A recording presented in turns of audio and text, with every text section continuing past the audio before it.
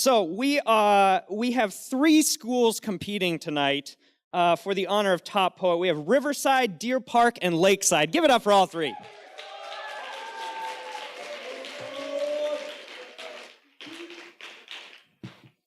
I'm teaching at Freeman right now, so a little shout out to Freeman. Anybody? No? Thank you. We have 16 poets in round one, but it's only going to be 15 performances because we have one team. There is going to be 7 of those 15 teams advancing to a short second round final. So the top 7 scores are going to advance. These poets are going to be judged on a lot of things. 2 main categories, though. Their language and their theme, so that's things like originality and unity and poetic devices and all those wonderful things you learned in English class and forgot a long time ago. So we're going to be judging them on that. But we're also going to be judging their performance. So just because they read a great poem doesn't mean anything. They have to go up and they have to be good. They have to be emotional. They have to move. They have to really show it in their face, in their voice, in their volume. So we're going to be looking for that, and we have wonderful judges looking to critique everything they do tonight. So poets, be ready for that. One more thing, a couple of shout-outs. Sure, this is about poetry, but we do have winners tonight thanks to generous donations from the Friends of Deer Park Library. Our third place poet will receive $50, second place $100, and first place will get a $150 prize. So give it up for Deer Park for that. They've raised money through book sales, and they've done an extraordinary job putting on this event. So now it is finally time for me to be quiet and to bring up our sacrificial and our amazing poet tonight to start us off, Fitzpatrick, everybody.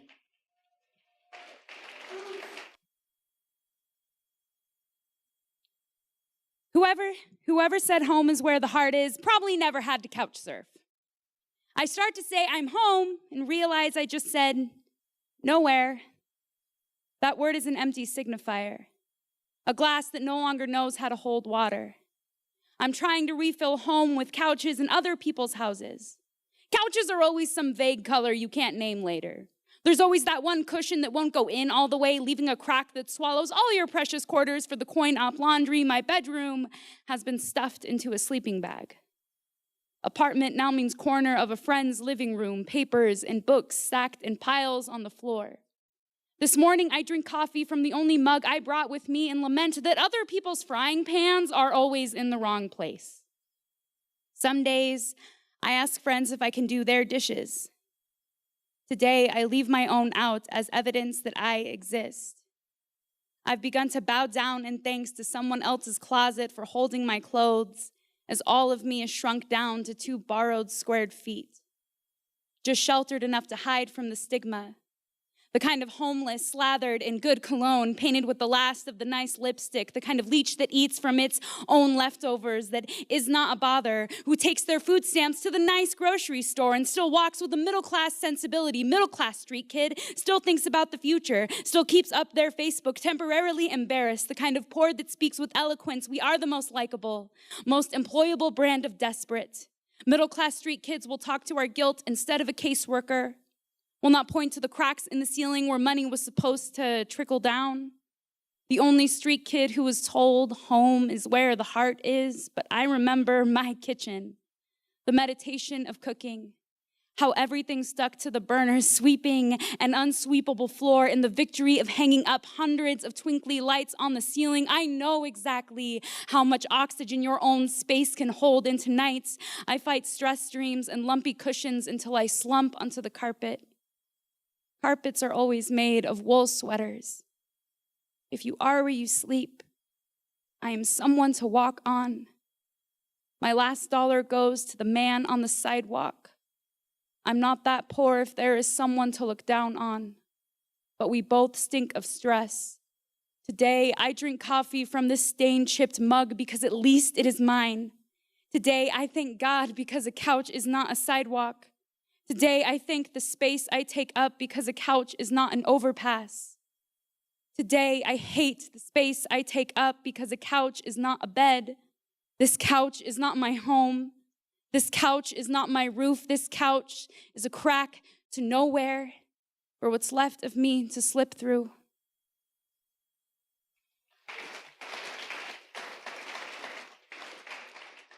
So, let's get this started. Judges, I hope you're calibrated. I hope you're ready, because our first poet up to the stand is Sam Jack.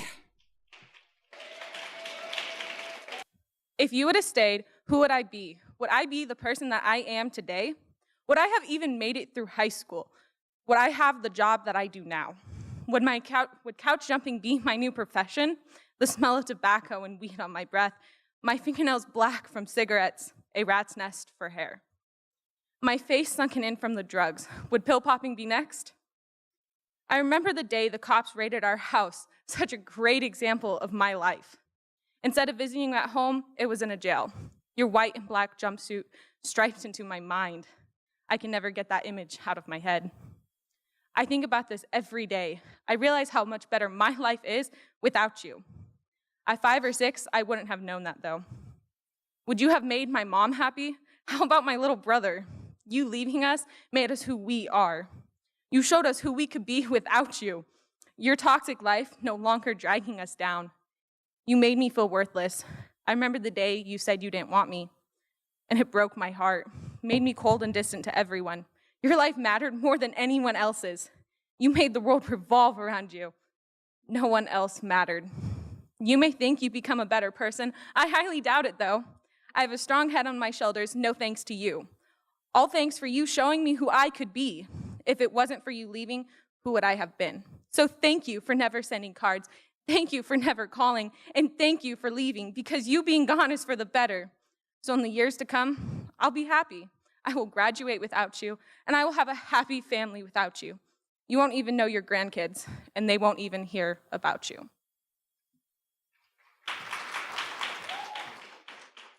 All right, let's welcome our next poet to the stage. It's Sarah Balo.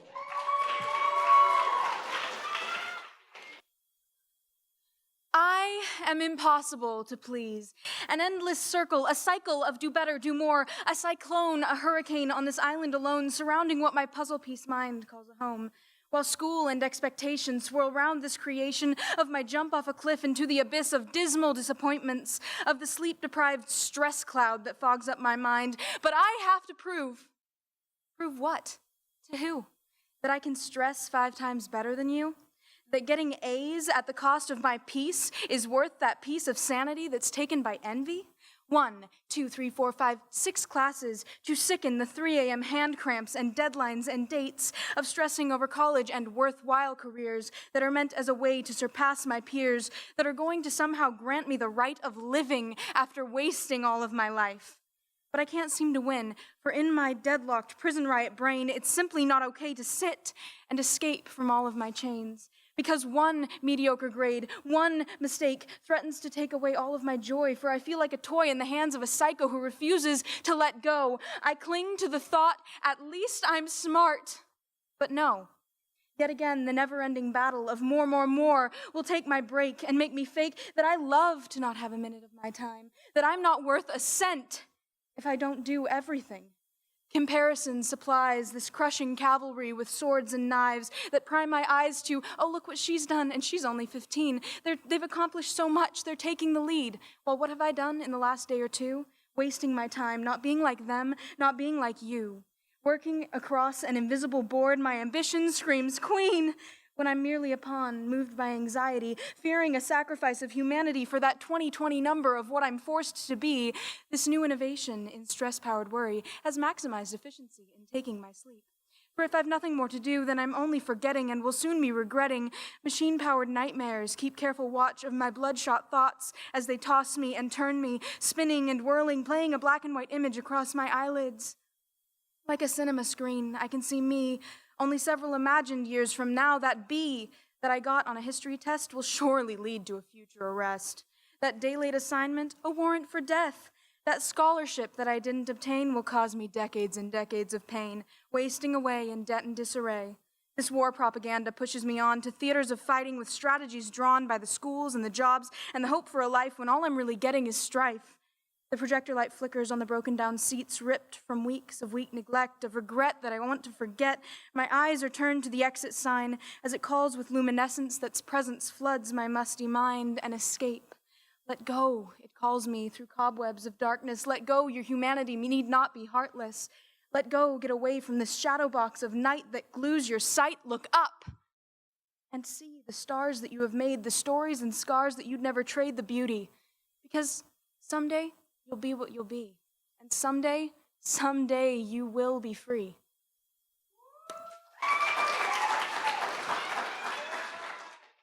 All right. Next up, Shaylee Sams. An abyss, a kiss of darkness. It just sits, seemingly endless. Some love it the way it shields them. Some fear it the way it blinds them. It is a cloak, shrouding one's view, keeping them safe from what is new. We try to ignore it. It's a trap for the mind, pulling us down the rabbit hole where nothing is what we find. Thoughts consumed in the dead of night, thoughts swaying, flying like a kite. It's mysterious. It just exists. A curious adventure, a tale with twists. These thoughts, tearing us apart, ripping us to shreds, they all take their part. Oh, this void. It's so curious. Its existence, it just makes me furious. Mind-boggling, breathtaking, heart-stopping, soul-breaking. This endless abyss. Why is it here? To shatter our souls? That isn't clear. Time thinking, time wasting. Will we ever know what we're facing? Doubtful that we'll ever know. That we'll think enough. Never enough time. The road's too rough. We hear it calling, pulling our attention. Away we go with its affection. Gifted with thoughts, it's too much. There's no living when fearing its touch. We give it our time, pleasing our mind. There's nothing we can do to make it kind. What is it? We may never know, but we can run with our reality in tow. It may be endless, but we are not. We do perish, but it does not. Almost impossible, something we cannot own, not simple, it is the unknown.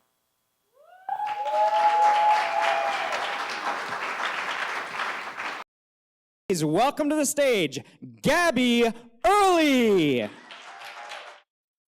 Why are you trying to come back into my life? Every time I get over the idea of you, you're cutting through my emotions once again like a knife. You come back, and why do you come back, then once again throw me away? Did it ever occur to you, just once, that I might be enough of a reason to stay, claiming it was good to see me while I watch you walk out the door? Strange, isn't it? I only remember meeting you once before. Doesn't matter anyways. I know your empty words are a lie. But why is it there's still enough to make me cry? I have no reason to feel attached or have pain, but it still pulls at my heart. Could it be because I knew you walked out on me from the start? So, no thanks for trying to come back, and no thanks for trying to stay. No, I don't care about the things you have to say. Don't come crying to me, saying that you've missed me every day, because I wish I could forget your name as easily as I used to be able to, screaming to myself, I wish you would go away. Who am I to stand in the way for who you are to not choosing to stay? You weren't there. You didn't try. You left me alone in a world where words can make you cry. It's your loss of missing memories, not mine. And as I come with these final lines, they'll be the ones that slaughter. How come you don't want me, man? Because it takes a lot to be a dad, but not much to be a father. And for just once, I wish I could be enough of a daughter.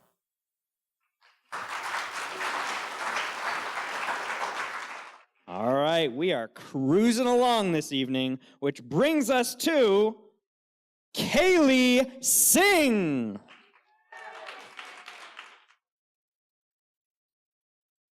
They call me a victim. You call me a tease, a sleaze begging on my knees. Don't call me those names. It wasn't my fault. I have to put all these memories in a vault. My life has come to a halt. I didn't tell anybody at first, but you wouldn't leave me alone. Someone give me the phone. You make me sick to the bone. All I have to do is block you. Maybe then I won't have the urge to dock you. Maybe then I won't mock you. Maybe then I won't knock you. But I only do it because nobody likes you. I don't even know why I liked you. What did I see in you? Maybe it was the way you cared at first, the way you called me baby, the way you said good morning, the late night texts, the way you hugged me, the way you wore that cologne I liked, the way doesn't matter, because then you changed. Your skin on mine, it burned, my stomach would churn. When you came down the hall, I would yearn that you would stay away, but I needed to learn that you were the one that I was running away from. And I thought that you were the one. And at first it was fun, but you were just like a gun. Safe when the safety's on, but take away that safety barrier and someone might die, because you never know when a gun could go off when the safety's turned off. And that was you, unpredictable.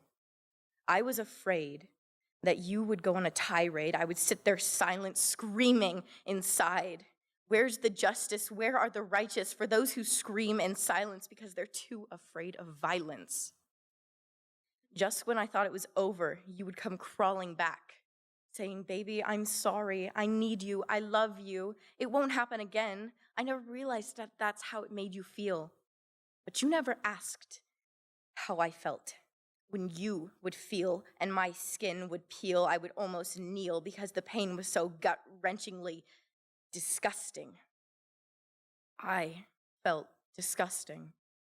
And I was just a kid, as were you, but you took advantage of this kid and she hid her tears, hid the scars, hid the memories, hid the shame, hid the self-hate. I was just a kid. You didn't care that we were kids. You figured it was time to grow up, and somehow that meant I had to grow up too. Boys will be boys, no. Girls are not toys, no. When society realizes that we have been wronged, they shove us under the rug, squash us like a bug, shun us like we have some kind of disease, and guess who gets off free? The boys that were boys. And the girls that were used as toys? There's no more joy in a broken toy. Maybe in the end it was my fault. My fault that you abused me. It's all about you, not how every time I see you I freeze. My vision blurs, my body shakes, my soul breaks just a little more. But then there's nothing I can do. Not anymore. Not after I told the school. I must have been a fool. These were the same people that claimed to help us, said they'd protect us, and then turned their backs on us. Said, you'll get over it, move on, stop complaining, weren't you dating? But they would have listened if I had taken a few more pills, cut just a little deeper, tipped the bottle a little higher, tied the rope a little tighter, put the barrel against my head, and pulled the damned trigger. But I deserve more. You can't knock me to the ground, can't keep me on lockdown. I will never not make a sound. No doesn't mean convince me, doesn't mean coerce me, don't even try to force me, because no simply means no. What you did is a part of me, but it will not define me, because I am so much more than a victim.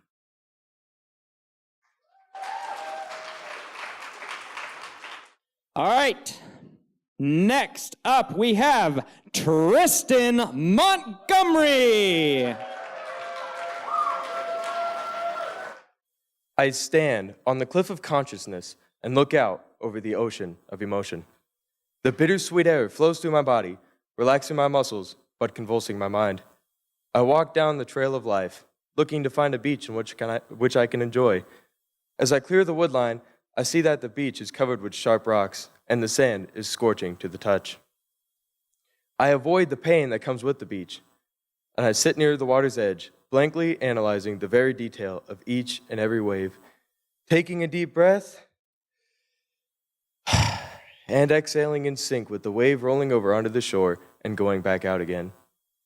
I dive into the water and feel its melancholy, but in a similar way, I also feel the exuberance and the hatred and the failure that all circle around me, like kids at a circus pointing at the freak.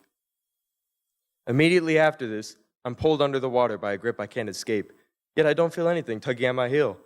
I fight valiantly, trying to escape, afraid I might drown. But as I breathe deeply through my nose, no longer being able to hold my breath, water isn't what fills me, it's my thoughts. The unknown force disperses when I reach the bottom. The ground is a meticulously spun web, and I, the fly. At first, I laugh and attempt to move back to the surface, but a strong current of self-doubt propels me backwards, and as I get tired, the thoughts of failure are the ones I breathe. I relinquish my efforts, and as I do this, I notice the scenery for the first time. I look around at the emptiness around me, and as I turn around, the music kicks in, so to speak. I see myself walking towards me. Petrified, I check to see if I'm still real. As the copy gets closer, it splits into more and more until the copies surround me, a pack of lions ready to feast on their prey. Suddenly, the copies break into argument about things of the past, who I could have been, who I could still become, and what I am now. I bashfully cover my ears, fearing what I might hear. But after this action, I notice the debate has ceased, yet their lips are still moving. I uncover my ears and am greeted with cuts all across me. The words aren't even real, but they cut me like the sharpest knife going through the thinnest slice of paper. Soon, I'm cut to ribbons, and I float to the ground like confetti. And as I stare, lost into the ground beneath me, I slowly look up, for footsteps are nearing. Another copy is walking towards me, but this one is different. He holds his hand out for me to take, and as I reach forward, my shreds slowly reverse time and come back together again to form me.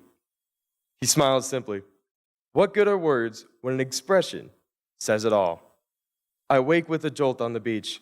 There are only small scars in which I can remember this from, but I don't notice them, for I'm already back on the trail again, except this time with a slightly different trajectory.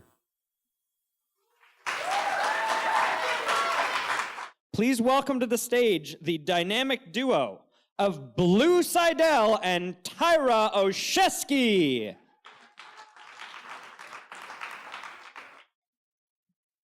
A book. A book was all it took to define my life. A book. All it took to change my life forever. A sea of mystery, that was the source of power. Its once crystal blue pure water now tainted with the murky black of my soul. A sea of mystery. The source of power that separates this world from my own. Its musty black water swirling to the depths, showing the monster that lives within. A boy who can save me from myself and save my realm. A girl who can save me from the life on the other side I don't want to live. My world is defined by magic. The stars that light the sky are the twinkling starlight of those who have died. The trees speak. The ground shifts and forms overnight, creating a new journey every day. My world is constantly changing in bright and dull colors. My world is defined by the oxygen we breathe. The sun that shines up above is the only source of life among this still world. People pass by in a blur. The streets are filled with cars and an endless sky above. My world is a clone for the days to come. The day my life was changed like a brush of one's hands along the soft petal of the lilac trees in the meadow outside my castle. He found me. We walked along the sea of mystery and talked about our different worlds. It was like one mirage of the other.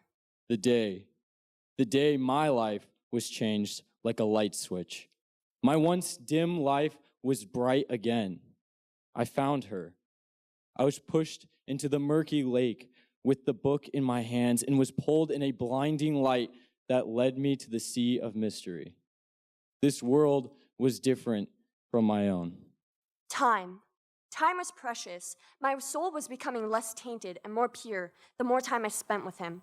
He was like an angel sent to save me. It seemed the more time I spent with him, the darker his soul became, more like a shadow than a person. Our time was running out. Time was precious. My soul was becoming gloomy and foggy the more time I spent with her. She was like an angel sent to show me my worth. It seemed the more time I spent with her, the lighter fluorescent her soul became. More like a beam of light than a person. Our time was running out. The end. The end was here. I could barely see him. He was nothing but a dark dusk compared to the night that surrounded us. The light coming from the lilac trees and the millions of stars was the only reason I could still see him. He has merely a minute. I feel the faint whisper of his lips against my own before he's gone. Everything is light again. The world is a sea of mystery. The end. The end was here. I could barely see her. She was nothing but the mere mist in the morning breeze in the middle of the meadow. The purple of the lilac trees were growing faint. I have nearly a minute. I grab and kiss her before I'm pulled away by the dark whisper. I'm back to my world.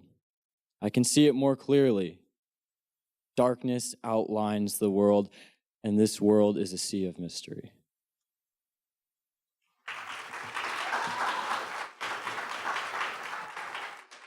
All right, we hit our halfway mark as we listen to a poem from Kylie Pond. Mom asks, why don't you ever clean your room anymore? Because, Mom, when it's clean, everything is put away nicely. Everything has its own spot, and the room just feels empty. It reminds me of how alone I am. There's no chaos or difficulty. There aren't any clothes strewn all over the floor like a tornado had just busted down my door. There aren't a million cups that belong in the sink. There aren't the many wrappers from the comfort food I've liked to indulge myself upon. There aren't jackets and dresses being thrown up by my closet. It is just simplicity. Boring, lonely simplicity. The tornado has come to an end, and the clothes have been folded neatly and put back into the drawers. They can shut now. Unlike my eyes at the late hours of the night, the cups have been washed and put back into the cupboard, all together, fitting perfectly into one another, fitting just like our hands used to. All of the wrappers have been collected and thrown away, much like the memories of when he was mine. Everything is quiet when my room is clean. When it is messy, it is loud. It makes it harder to hear the thoughts my mind wanders to late at night. When my room is messy, it makes me feel more at home because of the mess I have become myself. When my room is clean, everything is where it belongs. Everything except me.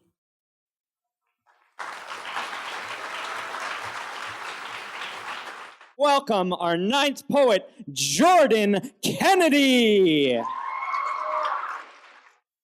For the wicked, unknowingly suffering in their ignorance, I wept. For the lost, wandering the plains of a broken nation between damnation and salvation, I wept. For the children born into the world of juxtapositioning right and wrong, I wept. For my soul, the whereabouts of which I may never fully know, I wept. For the lovers screaming the amalgamations of sin, I wept. For the warriors fighting causes they are not fully allowed to understand, I wept. For the artist forced to depict all they know, pain, corruption, hate polluting all beauty, I wept. For those made forbidden, shaking in the dark, not knowing whether to slice their wrists in the name of redemption or to rise from the shadows as an army of shepherds leading a world of sheep, I wept. For the life I've wasted hating people for committing their atrocities, all while pursuing them myself in the vain quest for knowledge and not wisdom, I wept. For the scholars only living to record the age of disparity, I wept. For the potential lost in the search of a happiness that does not exist, I wept. I shattered my bones in the name of resolve. I bled my tears for those who were too strong to weep and too foolish to admit their own apparent weakness. I would bleed 1,000 more in the name of my people. My lost brothers and sisters, children of the establishment, orphaned by lust, shadowed in self-doubt. For them, I would weep forevermore. Thomas Baldwin. It's time. It's time for the boys in the lime jerseys to be dropping dimes from Jersey to Anaheim, going coast to coast for the big finish. The times are sublime. It started as a pastime, and now it's halftime on the big stage. He's thinking of the days when he played out in Phil A's streets listening to Dr. Dre, and all those moments have led to today. Welcome back to the stage for scene 2. That break-a-leg stuff is supposed to be fake, but now it's come true. To you, it's just a game, but it's life to him, and it's life lost. A lost life beckons him from heaven. Son, she says, it's Mama. I saw what happened, but don't lose faith. You see, when I was battling my breast cancer, I thought I was too weak to survive. And I was right. Belief in yourself is key to achieving what you want in life. Now, I may have lost my fight, but you can still win yours. Because I did not give birth to a loser, I gave birth to a champion. Now you go out there and be the best basketball player the world has ever seen. It's time. It's time to go from depression to rehabilitation, gaining back acceleration. These complications can only stop him for a small duration.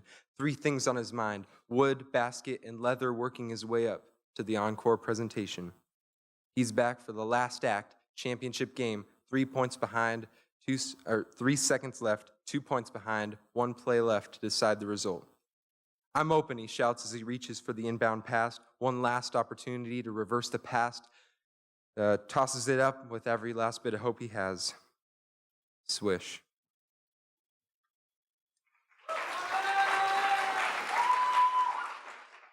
Next on stage, we have Matt McConnell-Wofford.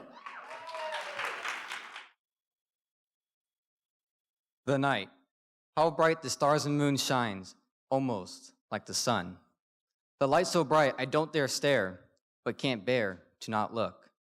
Both collide, making a new light, a new night, eclipse. It brings my eyes to tears and joys, but is it natural or is it abnormal? This new light and night and day, never seen, never heard, but always loved and watched. But is it kind? Is it safe? The light night gives a new meaning to our world. Light is night and night is light. We accept this light night. Light to night and night to light. We accept this light night. This is our new light, our new star, our new light.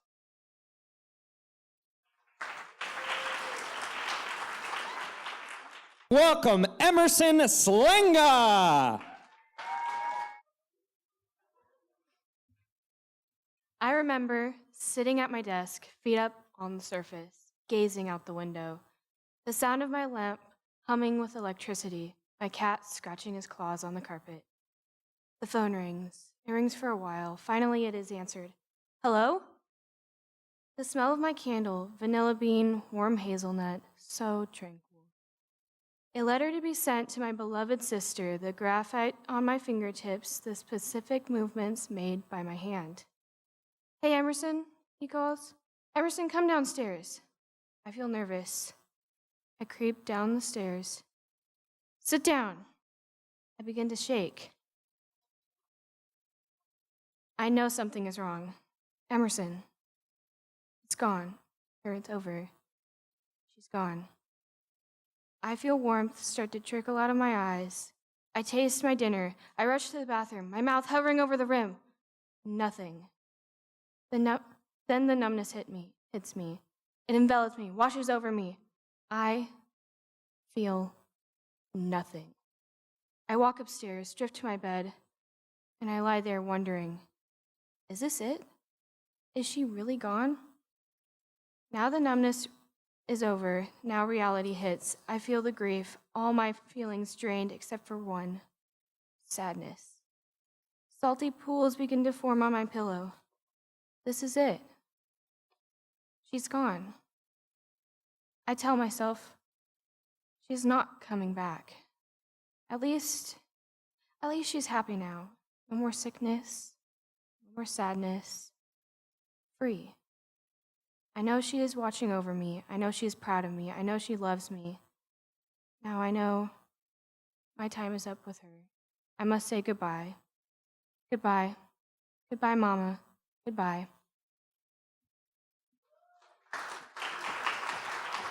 Corey Root. I love my friends. I wish nothing but the best for them. I want to give them everything they need to be the best they can be, because all I want for them is to succeed. My friends give me the best too, and that's how I know they're my real friends. They want for me what I want for them, and then I know it's the best relationship it could possibly be. And that's why it kills me. It kills me to see them not wanting the best for themselves like I want for them. I see them hurting and I try to make it better. I see them in pain and I try to help them heal. But they keep putting themselves back down like they don't want to get up, and I don't know why. Maybe that's too general. I have a friend. His name's Hero. Hero's my hero, you know? He's that friend that wants me to live the best life I can and pushes me to be my best. He gives me the tools I need, and he loves me.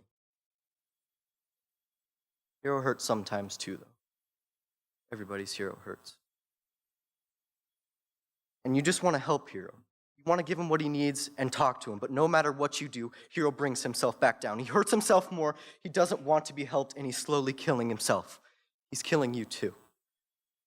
He was killing me. But maybe that's too general.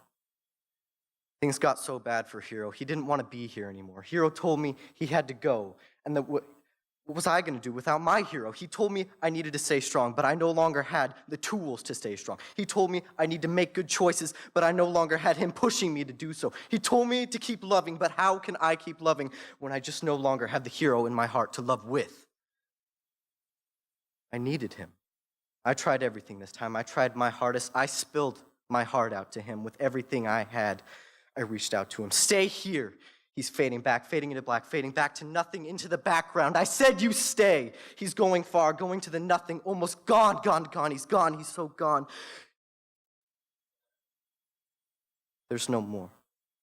As he fades down to nothing, the last sliver is his breath tearing through the air, reaching out to grab onto anything he could see. Throw it a rope, give him some hope, please. He can't stay anymore. Hero can't stay. Please, can we all have a moment of silence? For the last thing on earth I am ready to do is say goodbye. How can I say goodbye to my hero? Our hero. Goodbye.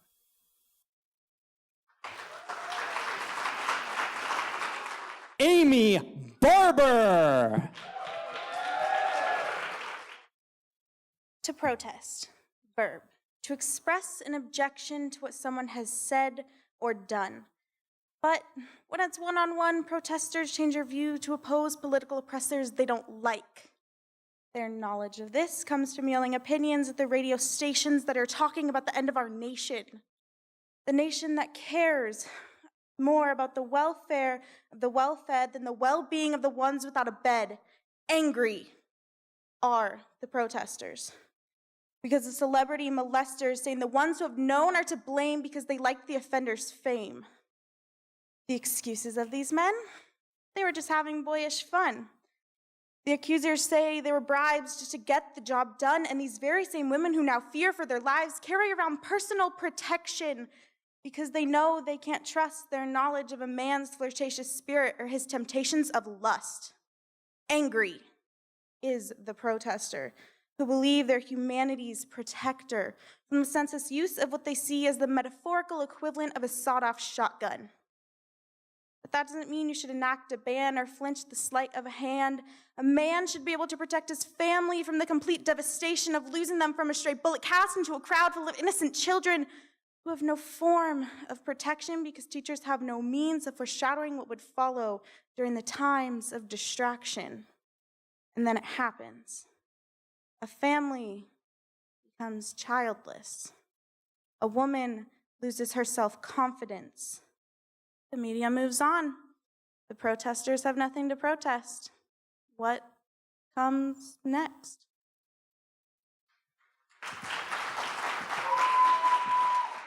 Olivia Willis. It's my typical Friday night. I'm wrapped up in a soft blanket, fuzzy socks, and drinking a cup of hot tea with just the right amount of milk and honey, with Netflix playing on the screen across my bedroom. As I scroll through the never-ending list of movies, I select a classic from the 80s, a story of teens trying to keep from going crazy in a hazy Saturday detention, The Breakfast Club. I love the denotation of eggs and bacon, but I hate these fake stereotypes that this movie truly represents. As the scenes begin to roll, you realize that society has created its very own breakfast club within the walls that we put up around ourselves to keep the realizations out and the ignorance in. We are not simply defined by the first impressions we make, our past mistakes, the sports we play, or the clothes that we drape across the rainbows of our skin. Otherwise, there would be a lot of people who could ball like Michael Jordan. A friend who I know better than the lyrics of my favorite song once asked, "What stereotype do I fit into?" This seemed a simple question with a quick answer to produce laughter along with realization, but I found myself in a state of hesitation as I could not find the words I was looking for. You see, a human being is too complex to be described by a word so bland, so vague, so simple. This is a plague in which we find ourselves stuck in the middle. We are not a word, but an entire novel filled with emotion, each sentence laced with passions and the vast ambiguities that characterize our devotions. To put on a label on us is more than a demotion. It is mocking. We do not all run by the same clock. To say a group has the same tick to their talk is just mad talk. There's more to a person than the word jock, hipster, slut, nerd. There's so much more to be heard about someone than the rumors that are spread, the things other people have said when you don't know what's going on in their head. To stereotype someone is a huge mistake that we continue to make because we do not know how to articulate the vast expanse of human traits. It is time to put an end to this. So next time I go through Starbucks and order my iced caramel macchiato with coconut milk and light ice, which Lord knows I'll do more than just a couple times, know that stereotyping me as a typical white girl will not suffice.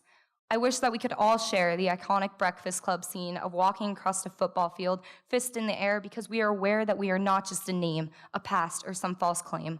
We are so much more.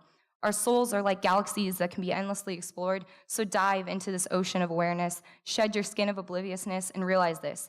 If we continue to generalize and stereotype, it will be genocide, and if this keeps up, we will never reach a resolution like the Breakfast Club.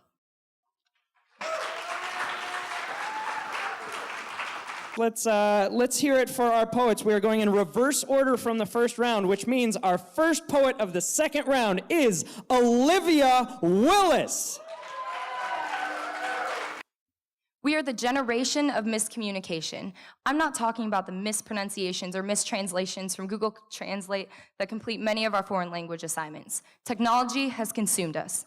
We spend more time trying to get a few extra likes on a post than being with those that we love most, and often the time you do spend with them ticks away like a bomb diffusing behind our TV or phone's display. Who would want to go out with friends to dinner, a hike, or a movie when Netflix comes at a cheap monthly fee? Why would you talk to someone's face when their Bitmoji can easily take their place? We remember to keep our streaks on Snapchat every day, but forget to do chores and homework in much the same way.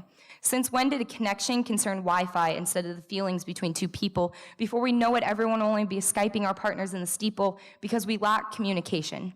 Technology has consumed us.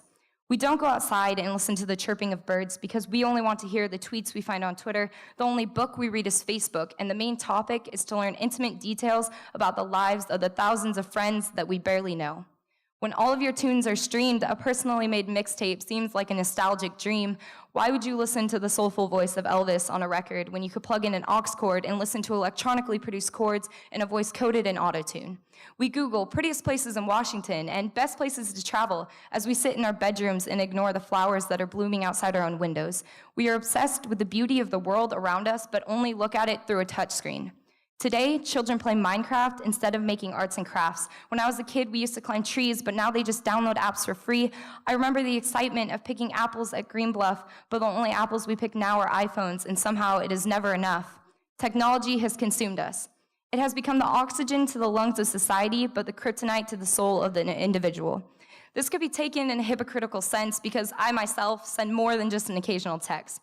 I understand the benefits of having a smartphone or using a high-flying drone. I love binge-watching that 70s show on Netflix and scrolling through everyone's Instagram pics, but we do not have to be the generation of miscommunication if we use this technology following its original inspiration and find a way to enjoy the world around us. Go for a hike, jump in a lake, ride a bike, or truly conversate.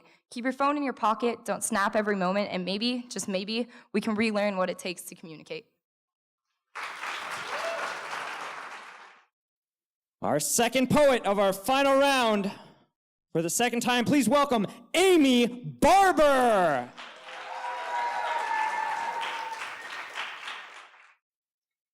I have road rage. And the first step to a solution is admitting you have a problem. That's why I'm not admitting anything. I'm stating it. I don't have a problem. I have a habit. An addiction, per se. It happens when I'm driving and things don't go my way. Because when I get mad, someone has to pay for all the inconveniences and idiotic geniuses. I shout, I curse, and sometimes I even pray. I give no one the time of day. When I'm cut off, tailgated, brake checked, and yelled at, I'm ready to scrap like an alley cat. Don't come near me, just fear me. Don't even look at my car, I'll outrage you by far. I shout, I curse, I lay on my horn, so be forewarned. When I'm with my friends, I have a reputation of this exciting fixation that gets my blood pumping and my mouth running. I don't do this with my parents in the car. My mother begs and pleads for me to stop this horrifying habit that has me yelling, "Dang nabbit!" I guess I really am admitting I have a problem. Feels good to get it off my chest. Stopping my habit, I'll try my best. Please give another welcome to Corey Root. Today is my birthday. Turning 16, big, manly, powerful, and invincible. I wish I could show you the freedom that is washing over me, that is coursing through my veins and pumping in my heart. I've waited so long. 5,840 days, and now I'm here. I'm ready for what's ahead. I am ready for all the challenges to face, the fears to conquer, the life to live. I'm ready to show the world. I'll start playing the game. I'll roll the dice and make my adult decisions. I'll make myself a living, do what I love, becoming famous and traveling all around the world, live the life that I want to live, doing as I please. Life will have to accept that fact, and if it doesn't, I'll have to make life deal with it. Right? Thinking about it now, what makes it so special that I've turned a different number today? Why does that determine when I get to drive a car and become more independent? Thinking about it now, what do we really think independence is? Going out with your friends, staying up late, watching scarier movies? Or is there more to it than that? Am I missing it? I can't help but feel that feeling etched into the back of my head, like those small sketching toys we used to play with so long ago that feel so bittersweet. I'm not scared, right? It comes from the fact that I know that life isn't easy. It doesn't always turn out the way you plan it to, no matter how many times you can sketch it out. Maybe I'm scared because the life I live now doesn't need change. I see all my friends at school all the time. I drive my mom to all sorts of places, and I love my comedy movies just fine. Maybe it's because I know independence is getting a job thrust on you by the requirements of society, making money from trivial everyday tasks that weren't the tasks you had in mind as a kid, to pay for food and a phone bill that your parents have sheltered you from all your life, hiding responsibilities and the horrors of life that they've had to go through for years. Life doesn't deal with me, I deal with it. It throws twists, turns, shakes, and weird time curves all over your perfect little picture of life.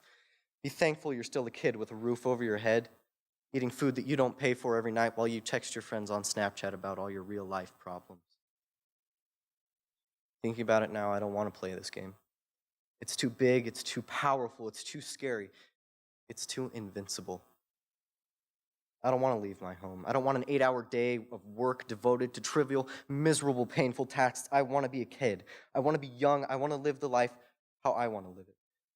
But I can't. I can't stay here forever. No matter how much I wish I could, the time has come for the world to shake up its Etch-a-Sketch on me.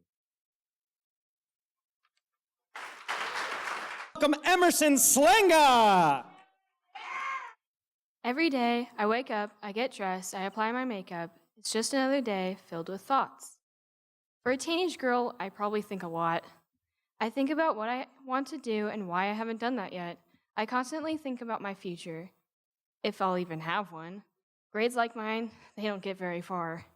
I'm thinking about the people in my life, how they impact these thoughts that I have. Some are good influences, others, not so much. Some people are just there, not really doing anything. And for those who impact negatively, I think about their remarks. I think the things they say, I focus on them more. I've often thought about why I can write my feelings better than I can say them. I always seem to focus on the bad despite all the good. I have lots of positive things in my life, but it doesn't seem to change my thoughts. Sometimes I think I love too much, for those who I love always drift away and leave me standing there, afraid, alone, sad, scarred. I think about how the worst thing is the feeling of being forgotten. I never forget the people I love, but they always seem to forget me. Maybe not, but it feels that way. Thinking can destroy everything. It can take your dreams and crush them. However, I still do think of the positive, just not as much as I should. I think about the people who do love me and haven't forgotten me yet. I think about the people who always greet me with a smile. I know I am happier than I have been in the past. There is so much positive in my life, yet I still rely on the negativity. It's just what I'm known for. These are just thoughts that I have. I know my thoughts. They're not the same thoughts as most 15-year-olds have, but that's just me. They're part of me. I will always have these thoughts because they are just thoughts from a teenage girl. Jordan Kennedy. The other day, I went out for a walk. I was feeling awfully lonely, and I thought maybe the birds would want to talk. And if I were to digress, as has always been my way, it wouldn't really matter after they flew away. But then a stranger rounds the corner, and I lower my crown until he stopped before me and I could no longer stand face down. Communing with my species simply isn't as easy as avian empathy. He spoke through gravel in a tone of silk. He stared into my eyes and began to question why. Why do you walk a path so narrow with the heart of an eagle, yet you fly like a sparrow? This, though I despise it, I may never fully know. He went on to speak, once more opening his beak. With his now creaking caw, I stared deeper into the eyes of the one that saw past my facade to turn my strength weak. Why do you try to attain their favor? All you'll ever be is a silver-tongued soothsayer. I clenched my fists in balls of rage. As I looked once more and the curtain lifted from the stage, I saw my reflection in his ocular lens, realizing the raven had long ago martyred his zen. And though I despise it, the same has become the way of men. Circling like vultures, hovering over prey, sensing danger in our dinner, closing in to feast, the natural maintenance. When you land, you'll only see a mirror, my avian acquaintance. Kylie Pond.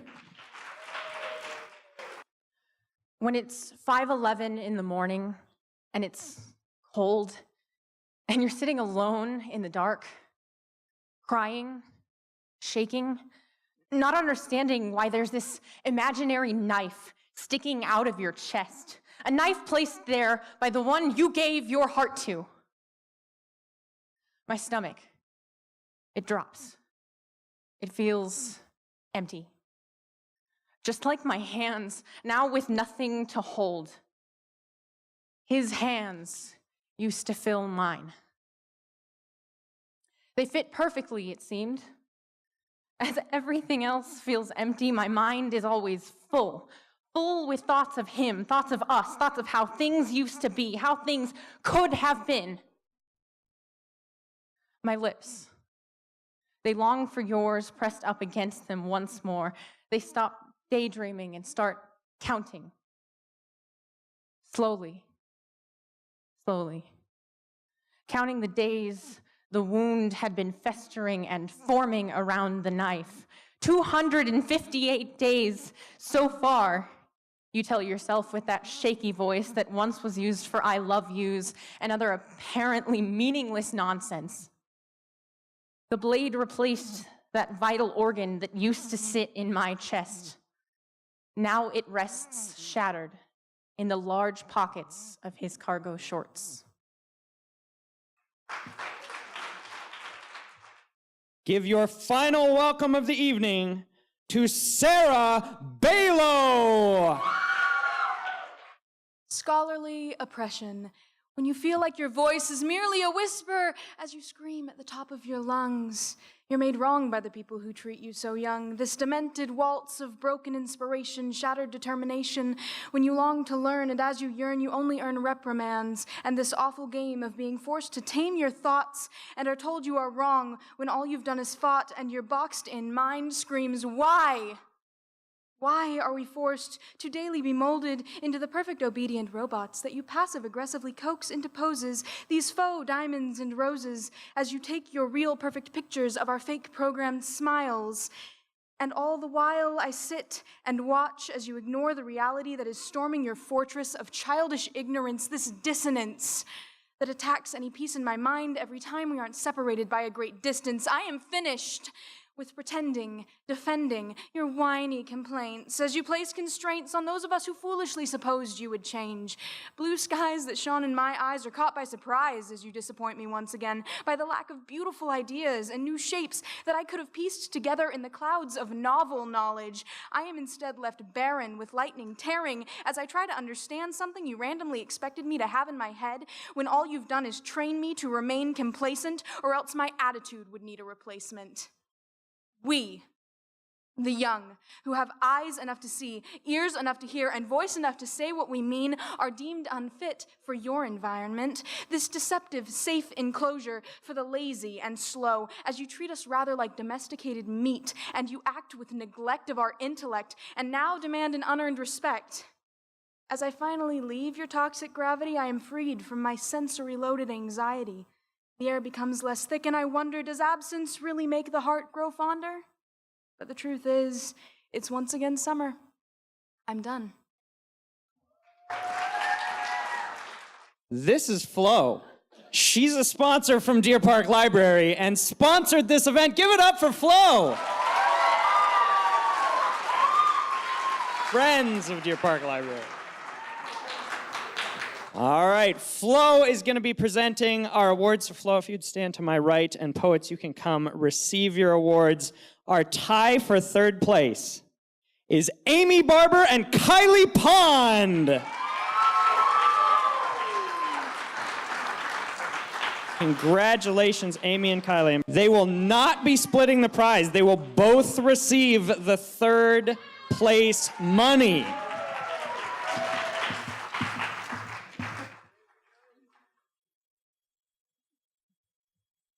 Congratulations. In second place, Olivia Willis.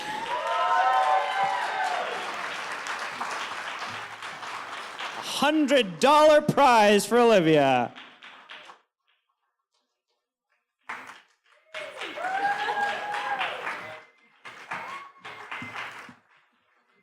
Congratulations, Olivia. And in first place, drum roll, please. You know who it is. It's Sarah Balo.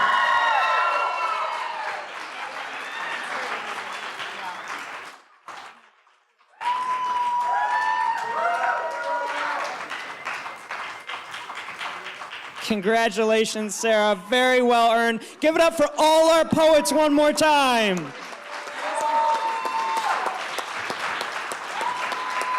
Thank you to the Friends of Deer Park Library, and good night.